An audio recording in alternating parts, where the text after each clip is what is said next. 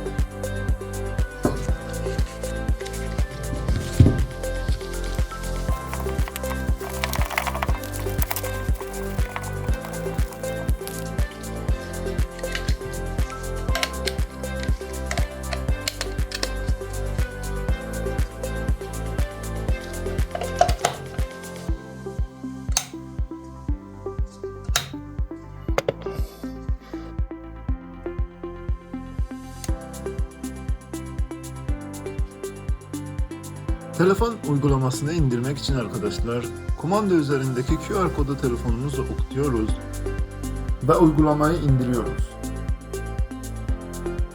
Kumandadan daha çok seçenekleri olan bu uygulamayı inceleyeceğiz ve size nasıl bir modları olduğunu göstereceğim.